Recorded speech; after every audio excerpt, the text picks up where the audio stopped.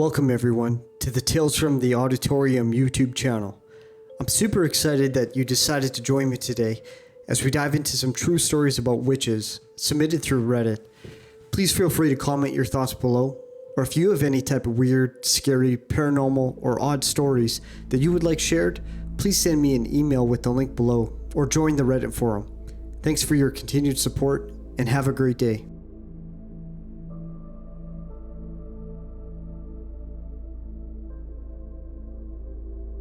Before you start reading, I'd like to inform you that English isn't my first language. Ever since I created a Reddit post about my toxic ex and paranormal experience, my mood immensely improved. I feel 100 pounds lighter. It's only been a day since I created my first post, yet it feels so much better, knowing that someone may have read what I've been through in the past. Still, there's a few things I failed to mention. Okay. So my parents persuaded me, well, more like forced me, to move to a different town and study at a different university because they worried about me being with my toxic boyfriend at the time. Me and my mother were looking for an apartment or a room to rent for me. We stayed in this town, looking for a place to rent for 2 weeks. We had almost given up hope walking around town when my mother suddenly saw an old lady hanging a sign in front of a door. It said, "For rental." My mother immediately walked towards the old lady, who turned out to be the owner of the place, and she invited us to see the house. When I walked in there, something felt off. I immediately whispered into my mother's ear that it looks like a witch's house. That's the first thought that popped into my mind. I really didn't like this place.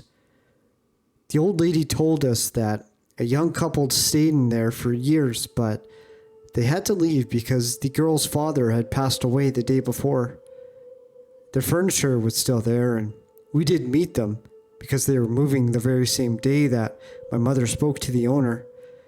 It all happened very fast for the couple, but for us as well. I moved in there after 2 or 3 days. The house was so awkwardly built, and I was so scared to live in there that I had the lights on the whole time when it was nighttime. It had a long staircase that led to a hallway. On one side there was a door leading to the kitchen. On the other side there was another door leading to the bedroom. In the middle of the hallway there was a third door leading to the bathroom. I don't even want to mention the small attic above the bathroom because I never even dared to look inside. It was located above the bathroom ceiling, like a small storage room, but it was big enough for someone to climb into it. Of course, I never ever did it. The first night I left my bedroom door open. Big mistake. I dreamed that I was walking across the hallway and it was dark. All 3 doors opened. I passed by the bathroom door and I saw 2 bright yellow eyes staring at me. I immediately run into the bedroom. I threw myself on the bed and the dark figure wrapped one hand around my neck and started choking me.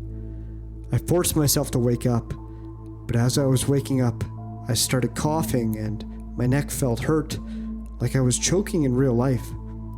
In fact, I'm not even sure if I was dreaming this whole time, because the figure dissolved, but the eyes stayed for a while. I immediately shut the door, locked it, switched the lights on, and threw a blanket over my head. I started to pray until I fell asleep. I'm a person that I know when I'm dreaming and when I'm not. I'm always aware of me dreaming whenever I'm having a good or a bad dream. I feel like I was not really dreaming, and I lived there for almost 4 years. I was always afraid of nighttime. I locked the doors and I always kept the lights on. Things got better when I broke up with my toxic ex and I found a new boyfriend. I felt protected and no presence around when he was near. He stayed in my house almost every night and I was happy. What's also really strange is that a white cat that had 1 green and 1 blue eye would climb onto the tree near my window and get into my house whenever I left the window open.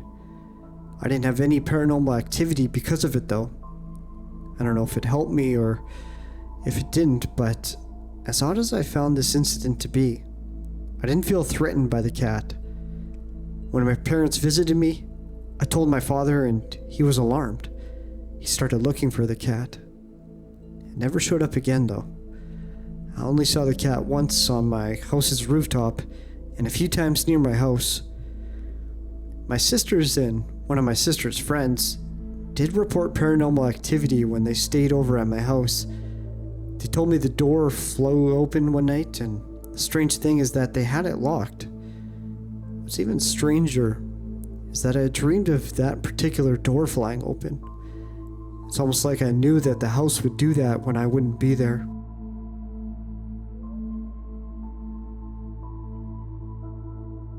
I live right next to a Navajo reservation, and I've made friends with many of the people there my age. We like to hang out, play video games, and just be normal teens. I walk over a lot since my best friend lives a little less than a mile away from me. This isn't a long trek and usually only takes me about 25 to 30 minutes. I've made this trip dozens of times and have grown very comfortable with it. I know the people along the way, so I'm not scared or on edge. There is a patch of forest, however, about midway there. It's a little unnerving sometimes. There's always that feeling of being watched.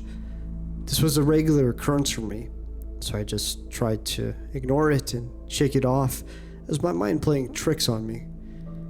This day I spent more time at my friend's house than I meant to, and when I left it was already getting dark. I reached the stretch of forest right as the sun disappeared from the sky. I shivered a little as I readied myself to begin the journey through. I was 10 steps in when I heard a branch snap. You know the sound. The one that screams that there's definitely something or someone there with you. I froze, not sure of what I should do next. Should I run? Should I turn around and book it back to my friend's house? I didn't know the best option in this situation. I whispered, "Hello?" Hearing my voice crack as the words fell from my lips. I don't know why I even opened my mouth, but it was out there, so I listened for any reply. My heart sank when the answer came back and the sound of my voice, "Hello?" I started to breathe too fast. My heart pounded against my chest. I felt like I might faint. "Hello?" My voice came again, but not from my mouth. I wanted to run, but my feet felt cemented to the ground. I couldn't scream, I couldn't reply, as my voice echoed over and over from a short distance away. I couldn't pinpoint exactly where it was coming from. It sounded like it was everywhere around me. "Hello? Hello? Hello?" it repeated. "Stop it!" I finally managed to tear from my lips. Everything went silent. For a long minute, nothing happened. The air grew stale, and I realized for the first time that there were no typical forest sound. There were no bugs, no frogs or crickets, nothing. I stood there, terrified, waiting to see what would happen next. "Stop it," it mimicked back. I'd had enough and was willing my heavy legs to move, but before I could take a step, I heard rustling in the bushes 20 feet to my left. I watched in horror as a deer head with huge antlers protruded through the brush. As it came further out and stood up on twos, I took off. I flew out of those woods and all the way home in record time. I said nothing to my mom when I got there. I just went up to my room, laid down, and thought about what happened. My mother came in at some point and asked me if everything was all right. I replied that yes, I was just tired.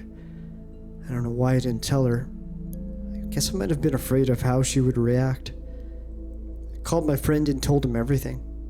He freaked out and told me that no matter what happened that night, to not reply or look out my window. This terrified me even more. He said to call him the next morning and he would explain more. He had to speak to his grandfather as soon as possible. That night I didn't sleep at all. I stayed awake listening to every little sound that the night brought. Around 3 a.m., just as I was about to drift off, and the night sounds quieted, I felt my heart begin to pound. I lay there and waited, pulling the covers up over my head like a child, far too scared to move. It came after a long moment. "Hello?" I cried. It was all I can do. "Hello?" "Stop it!" I mocked what I had said in the woods again. It was terrifying enough when it copied what I said, but then it did something new. It called my name. "Amy." My mother's voice. "Amy. Amy, come here." "Hello? Stop it." My voice again. For the rest of the night, the creature outside my window called my name in my mother's voice and had repeated what I said in the woods over and over. In the morning, when the sun broke through the dark, it finally stopped. I fell into a fitful sleep. I woke up around 12 to my friend calling, and he was telling me that he had spoken to his grandfather and could explain what happened to me. He said there was a creature that they called Yi Naldushi, he who goes on all fours, or a skinwalker. He explained that it was an evil witch that used dark magic to transform into an animal with the attributes it required, and that it had caught my scent and knew me now. I was also given a warning that since it knew me, it would always follow me, that I would always have to be careful. Last night I heard scratching on my window, and then a low hum. The creature began saying my name again, but also adding in things I hadn't said in my mother's voice. At one point it started calling my name, but drawing it out really far, like "Amy." It tried to get me to come outside or to open the door and let it in my house. This went on all night. At this point I feel like I'm going crazy. I don't know what to do. Is it seriously going to stalk the shadows around me for the rest of my life? I don't think I can take that.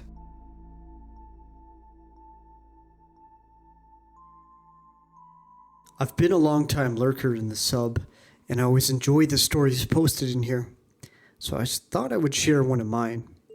I've posted another experience before. It's in my profile if you're interested. Now, I'm not a native English speaker, so I apologize in advance for any mistakes. This happened about 12 years ago. When I first started university, I met a girl, and since we were studying the same major and had similar interests, we became fast friends. One of our common interests was the paranormal. She lived in this beautiful old house just around the corner from my grandmother's, where I was currently staying at the time, and we would often go there after classes and study or talk through the night. Sadly, her mother had died when she was younger, and she used to say how sometimes she felt her around, like a protector from bad things. I just mentioned this since it becomes relevant later. So this particular night, we'd been studying for an exam for hours, and around 4 a.m. I decided to take a smoke break by the window. The room we were in was on the ground level, and the window overlooked the street. I was just chilling there, enjoying my cigarette as I looked at the empty street. Due to the lateness of the hour, there was no one out there, not even cars driving around. Suddenly, something appeared out of the corner of my eye, and I turned to have a better look. It was an old lady just standing at the edge of where the window started. She seemed pretty normal, but there was something extremely creepy about her. She looked at me with eyes that felt completely hollow, just staring at me. I felt super uncomfortable, and not just the normal kind of discomfort you feel when someone stares at you. I felt afraid, filled with dread. I quickly turned away from the window. I must have looked awful because my friend asked me if I was alright. I closed the window and sat down beside her, immediately feeling better, and pretended like nothing happened. The next day we were waiting for a class to start, and I told her about the old lady I'd seen. She asked me to describe her, and when I did, she seemed shocked. She proceeded to tell me about a woman who lived around the corner and how there was a rumor that she practiced some kind of witchcraft, like the bad kind. She once found a pile of carnet photos like the one they put on IDs, lying beside a tree in front of this lady's house, all of them crossed or burned in parts. The woman had died a couple of years ago, but she had met her several times and she fit my description perfectly. She said she thought she'd seen her on a few occasions, always lurking outside her window, but felt like she couldn't get in because her mother's spirit protected the house. She had told me of several experiences she had involving her mother to a similar extent. To add to the creepiness of this story, I asked my grandmother, who had lived in the neighborhood for 40 years, about this old lady. And she knew her too. She also said that this woman was very nasty and also rumored to practice witchcraft. In my country, it's still somewhat common to know people who claim to practice magic of some kind, like seers, tarot, or love spells, black magic, etc. Lots of people know of some neighbor or acquaintance who does this. Even I do. So not uncommon at all. I'm not versed on the subject, so I apologize if I described it incorrectly. I'm pretty sure, though, that I saw the ghost of this woman that night. Of course, there's always the possibility that it was some innocent passerby, but I had a good look at her, and two people who knew her confirmed it was her when I described it.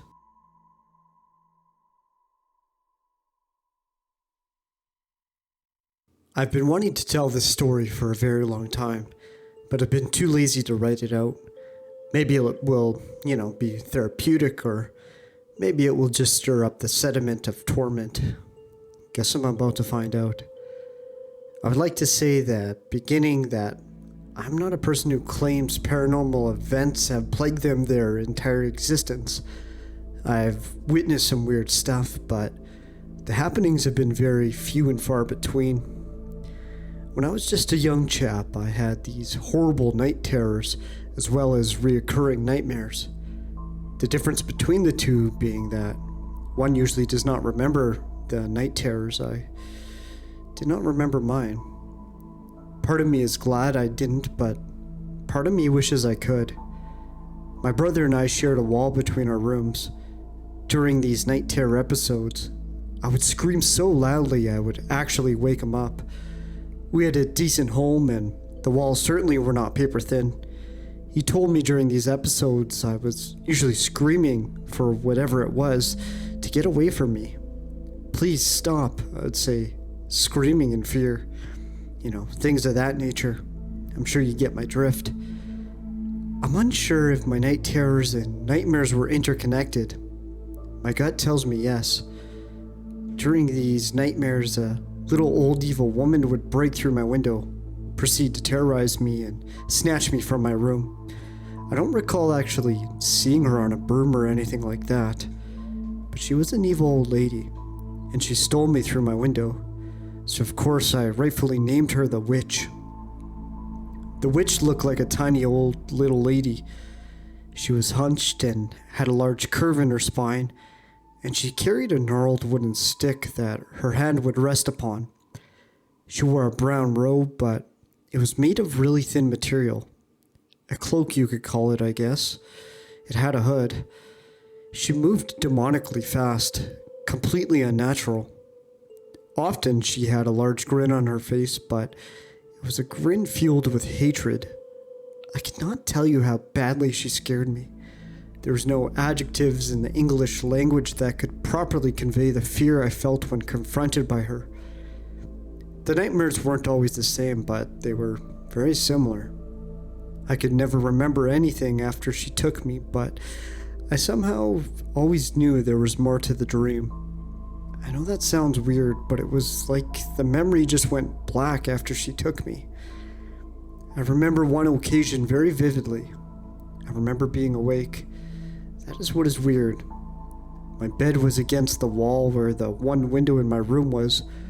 I heard a loud buzzing, and the glass to my window exploded. I can still remember the shattered glass raining down upon my skin. This was preceded by something to the effect of a whirlwind inside my room. My memory then goes blank, and the next thing I remember was running to my mom's room, scared out of my mind. Unfortunately, there isn't much more I can say about the dream itself. She came, she terrorized, she took me. That was that. This is where I get to the really weird part. When I was somewhere around 8 years old, I saw her in real life. I do not believe this was my mind playing tricks. Of course, I've considered it, but I don't really believe that to be the case. I was in Rite Aid with my mom. The store had one entrance for customers. The counter ran perpendicular with the shelves, and when you walked in, you were at the beginning of the long counter for checkout. When you walked in, if you looked to the right, there would be the first aisle down as you stepped forward, and went on just like that till you reached the other side of the store. Perpendicular shelves to the right with the counter running parallel to the left. I went to look down one aisle, and there she was. At first, I thought it had to be my imagination, that it had to be just an old lady that looked like her. The thing that really solidified it, though, wasn't even what happened next. As when I first saw her, she was facing me and we made eye contact. My stomach dropped immediately, and I couldn't believe what I was seeing. I turned away out of fear, and she started bolting down the aisle. Not towards me, thank God, but towards the back of the store. I should add there was another aisle in the back that connected all the other aisles, just like any other store, so by the time I have the guts to look at the old lady, she's basically at the back of the store. I knew how fast she was moving because I could hear her stick hitting the ground. It was absolutely absurd. In the present day, I'm a 6'6", 30-year-old male, and I'm pretty darn good shape, and I couldn't touch the speed at all. I instantly knew this was my moment. I had to figure out if there was really some reality to this. I couldn't believe it. I still can't believe it. She took off down the aisle at the back of the store that was parallel with the one in the front where the counter was. I was in the front still. I want to add the way she ran was the opposite direction of the entrance. It was towards the far back corner. I ran along the aisles and just barely caught a glimpse once or twice, and the clicking of her stick abruptly stopped. She was gone. I went up and down the main aisle. I went to the back. I looked everywhere. She was just gone. Of course, I didn't say anything to my mom. I knew she wouldn't believe me. And I felt like little me was insane, but it was a day and occurrence I will never forget. That is what cemented the entire phenomenon of the witch for me.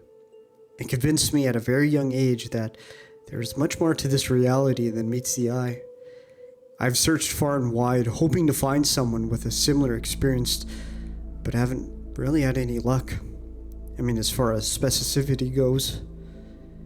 The nightmares stopped a while after that, but they would happen again every once in a great while. I remember getting a little older, and they were fewer and farther apart. The last I had as a kid was quite a bit different, but she was still there. I was in a grocery store, and all of a sudden I looked down the aisle of people begging, and there she was, staring at me with that malicious grin.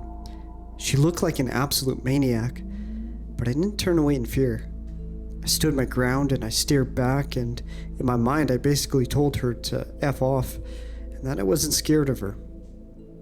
She kept staring, and my vision zeroed in on her eyes until they were so close I could no longer see her, and then I woke up.